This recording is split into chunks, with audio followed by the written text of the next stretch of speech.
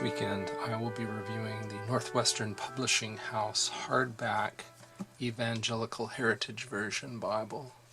This book is 9 1/4 inches tall, 6 1/4 inches wide, and 1 13/16 inches thick. To give you a sense for scale, this is a Crossway ESV single column Bible, so it's in similar format. This is in paragraph format, and this is verse by verse. So you can see the Northwestern Publications Bible is a bit smaller. This is a Nelson New King James Version Bible from last year. It's also a single column, but it's in paragraph format like the EHV. It's a smaller format Bible. And this is an old 1973 New American Standard SCR. And they're similar, although the New American Standard appears to be a bit thicker. I mentioned that it's a single text column format, formatted into paragraphs. The column is about 117 millimeters wide. There are about 83 characters per line, and as many as 47 lines of text per column. So if you can find a page that doesn't have notes at the bottom and doesn't have breaks, you can find as many as 47 lines. The page dimensions are 229 millimeters tall, 151 millimeters wide, so that's 9.02 inches tall, 5.94 inches wide. I think you'll agree with me that the print looks crisp, but it seems more of a dark gray than a black, so there's not as much contrast as I would like. And the text is not line matched. Find a page where that's pretty obvious. So here, if you look at the word righteous, you can see the text from the next line is offset, text from the next page. Or look at judgment, you can see that the letters there from the opposite side are offset. The margins from this line to the top ranges from 11 to 13 millimeters. At the bottom I get 13 to 16 millimeters when I measure it. The inner margin can be as much as 16 millimeters, although it's quite a lot less than that here in the middle of the book. And of course those margins, inner and outer, are both larger in indented sections of the Bible, say here in the Psalms. The outer margin is about 14 millimeters here, larger here in an indented section. The font in the text, I compare it to Times New Roman, and I get about 10 points for the uppercase. The lowercase look more like 10.5 points, pretty typical for a Bible font. Line height is 4.22 millimeters, so that's 12 points. And that's what you want to do if you're designing a single column Bible where the eye has to track all the way across the page. It's nice to give yourself some margin for error. It allows the eye to relax. So it's good to have a larger line height than a font size. Verse numbers are within the paragraphs, so here's a 2 and a 3, and they're not that hard to find. The chapter numbers are bold and large at the front, so they're very easy to find. Words that the translators add for clarity are not in italic font, so you will not find those here. Old Testament quotations here are not in a special font, so let's go over to Romans, where Old Testament quotations are particularly easy to find early on. And you can see here they're obvious here because they're broken off into a different format, indented differently.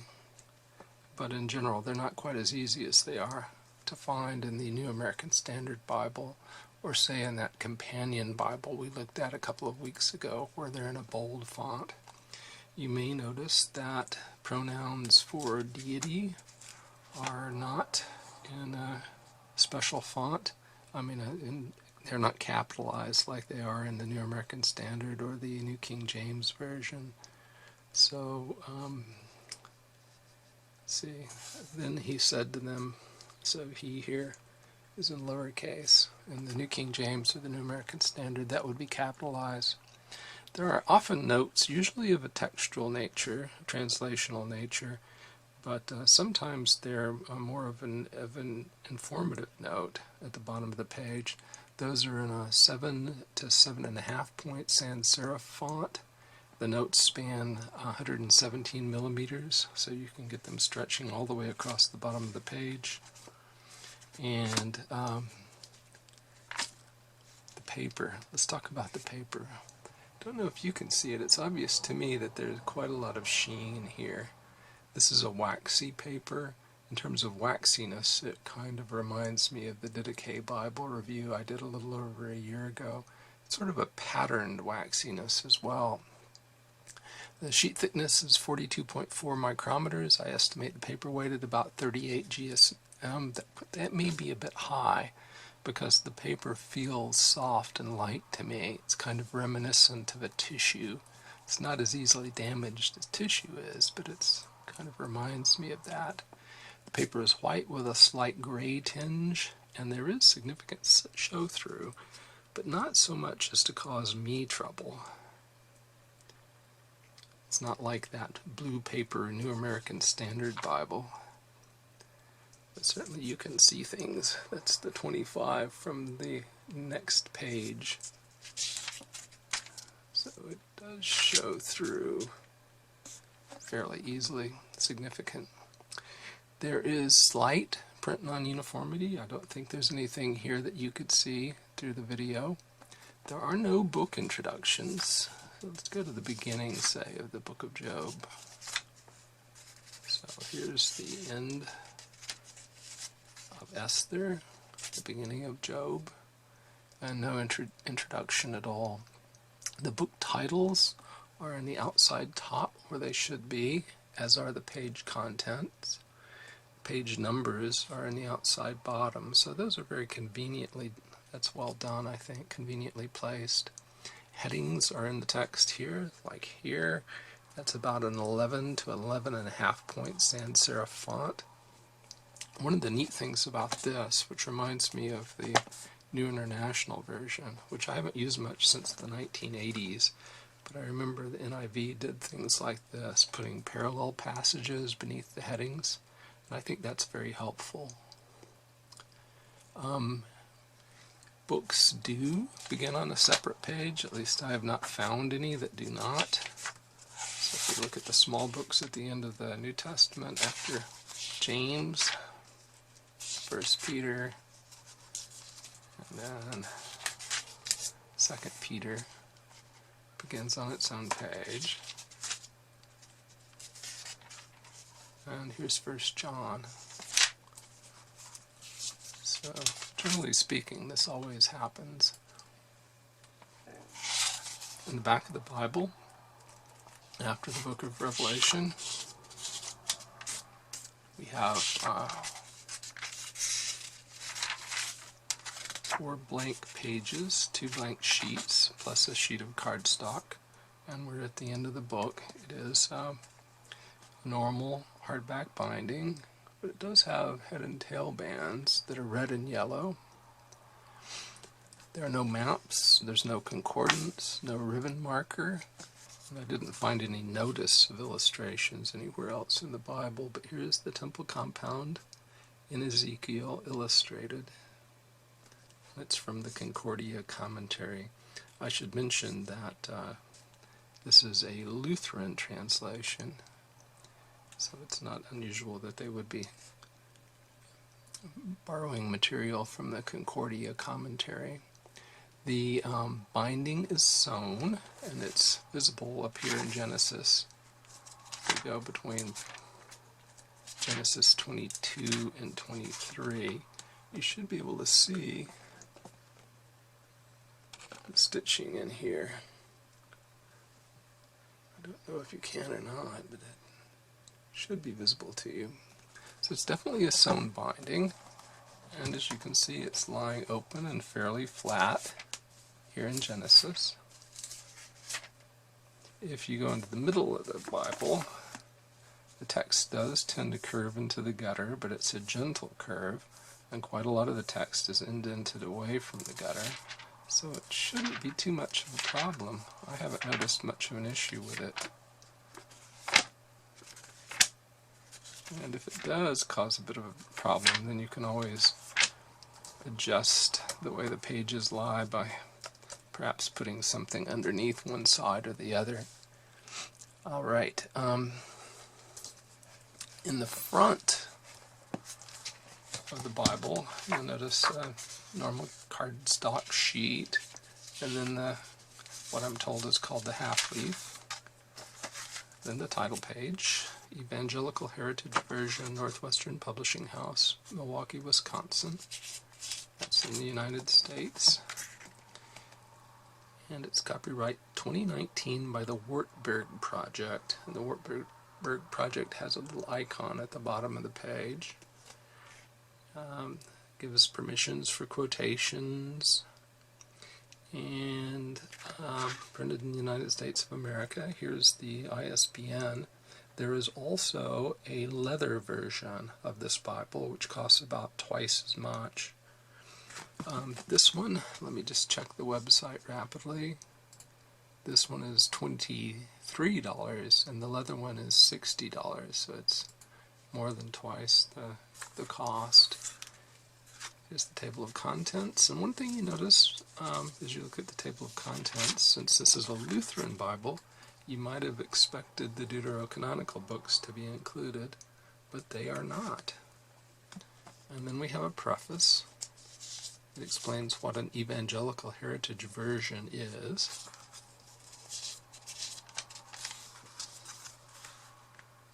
And we come to the introduction. In the introduction, they say essentially that they like to, in the section called Old versus New, they say that they like to preserve heritage terms like sanctify, justify, etc. It's a section on literal versus dynamic. They come down in between. They say here, for instance, that you should strive to preserve the original meaning and to produce English that sounds natural. But when a choice has to be made, the intended meaning of the text takes priority over literary beauty. In terms of formality versus informality, they say something I like very much here. They say the translators should not drain the color and liveliness from passages by removing the imagery. I've complained about that in some other translations. Freedom versus rules. So they're striving for consistent renderings, but they realize they can't always do that. Then balance across the board has this interesting bullet. In using gender-accurate language, our translation strives to be inclusive where the original is inclusive, and exclusive where the original is exclusive. Now, this might be a shorter review than my normal reviews because I plan to look at the translation in a separate video.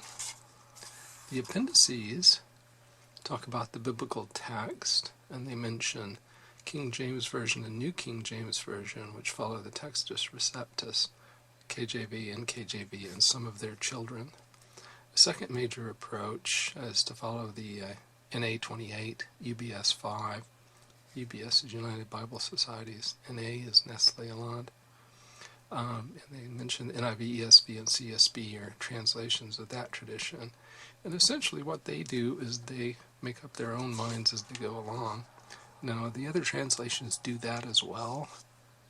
The ESV, for instance, we've seen that it doesn't always follow the UBS 5, but I think they do it here in the Evangelical Heritage Version more frequently.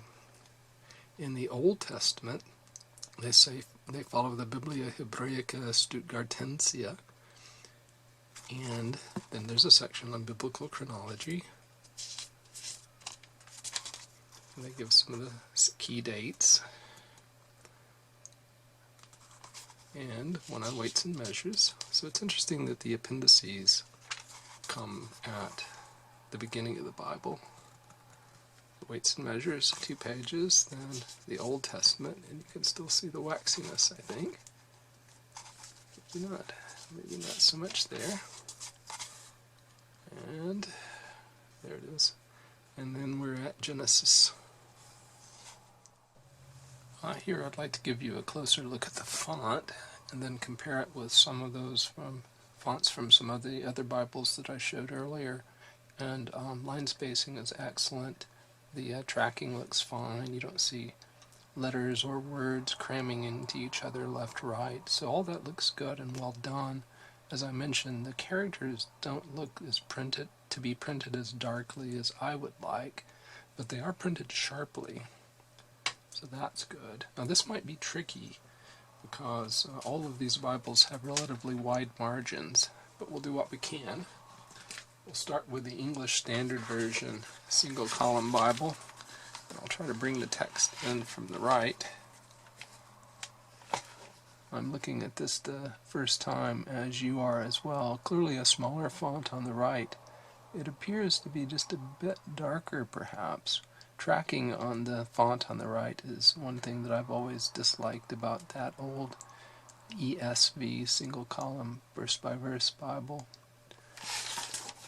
We'll next look at the old 1973 New American Standard side column reference Bible. Can we get any of the font into the screen? There it is. Printed much more darkly on the right, but the line spacing on the right is very poor.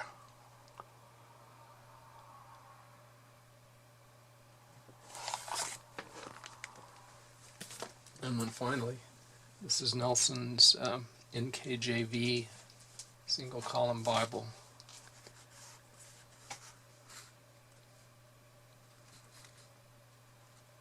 Darker and a bit more pleasant, I think, on the right. Paper in the Bible on the right, I think, is much better than the one on the left.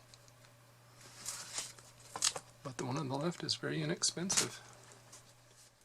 Speaking of paper, and one observation that makes me think the paper is actually easily damaged is my edition, my copy came this way.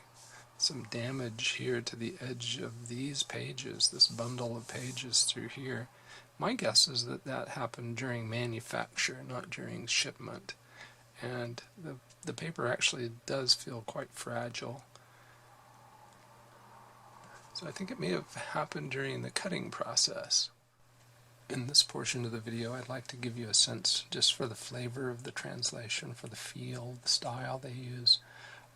You can do that yourself because it's available online. This translation can be read at Bible Gateway. So here we are in Genesis 11, and it reads, "The whole earth had one language and a single vocabulary. As people traveled in the east, they found a plain in the land of Shinar, and they settled there. They said to one another, 'Come, let's make bricks and bake them thoroughly.' They used mud brick instead of stone for building material, and they used tar for mortar. They said, 'Come, let's build a city for ourselves, and a tower whose top reaches to the sky, and let's make a name for ourselves, so that we will not be scattered abroad over the face of the whole earth.'" I must say that this is the first time in my using this translation that I've noticed that they're using contractions. I guess "let's" may work better than "let us" there, but I'm a little startled by it. When I see this, I always think about the King James Version's "go to." Here's a section from the 22nd Psalm, starting with verse 12. "Many bulls surround me, strong bulls from Bashan encircle me. Enemies open their mouths wide against me, like a lion that tears its prey and roars. Like water I am poured out. All my bones are pulled apart. My heart has become like wax. It is melted in the middle of my chest. My strength is dried up like broken pottery, and my tongue is stuck to the roof of my mouth. You lay me in the dust of death, for dogs have surrounded me. A band of evil men has encircled me. They have pierced my hands and my feet. I can count all my bones. They stare and gloat over me. They divide my garments among them. For my clothing they cast lots." Just for fun, we'll turn the camera down so that we can see note A. And it says, the reading, "They have pierced is found in some Hebrew manuscripts, including one of the oldest, as well as in other ancient versions. Most Hebrew manuscripts read, like a lion. So this is an example in the Old Testament where they apply an eclectic approach rather than strictly following their source text. We'll take a look next at Matthew's version of the Lord's Prayer. It's nice how it gives you the parallel passage in Luke. And we'll start here. Therefore, pray like this. Our Father in heaven, hallowed be your name. Your kingdom come. Your will be done on earth as it is in heaven. Give us today our daily bread. Forgive us our debts as we also forgive our debtors. Lead us not into temptation, but deliver us from evil. And so for those of us who are raised on the King James Version, something clearly is missing there. We'll go down and look at note D. Footnote D says, or the evil one. Some witnesses to the text add, for yours is the kingdom and the power and the glory forever. Amen. And gives references to Daniel and 1 Chronicles. So here they have rejected that additional bit of material. And in the follow-on video that I do, we'll take a look at some other examples of their textual choices in the New Testament.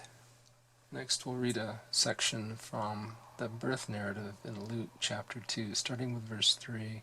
And everyone went to register, each to his own town. And Joseph also went up from Galilee, out of the town of Nazareth, into Judea, to the town of David, which is called Bethlehem, because he was from the house and family line of David. He went to be registered with Mary his wife, who was pledged to him in marriage, and was expecting a child. And so it was, that while they were there, the time came for her to give birth, and she gave birth to her firstborn son, wrapped him in swaddling clothes, and laid him in a manger, because there was no room for them in the inn. So notice how they retained swaddling clothes. There were in the same country shepherds staying out in the fields, keeping watch over their flocks at night. An angel of the Lord appeared to them, and the glory of the Lord shone around them, and they were terrified. But the angel said to them, Do not be afraid, for behold, I bring you good news of great joy, which will be for all the people. Today, in the town of David, a Savior was born for you. He is Christ the Lord. And this will be a sign for you. You will find a baby wrapped in swaddling clothes and lying in a manger.